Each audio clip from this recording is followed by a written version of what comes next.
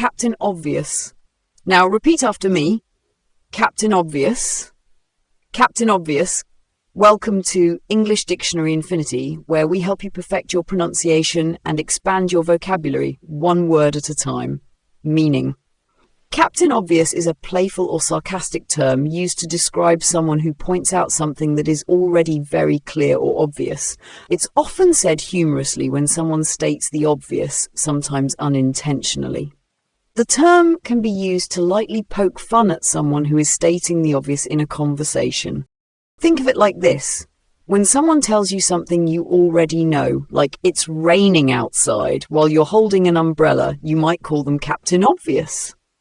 In a sentence, thanks, Captain Obvious, for telling me it's cold. I'm already wearing a jacket. Here, Captain Obvious is used humorously to point out how unnecessary the statement was. Let's try another example. He said the sun rises in the east, and we all jokingly called him Captain Obvious. Now it's your turn. If you understand the word, comment below with your own sentence using Captain Obvious. Synonyms. Some related terms for Captain Obvious are state the obvious, to mention something that is already clear to everyone. Master of the obvious. Another humorous term to point out obvious statements. Antonyms.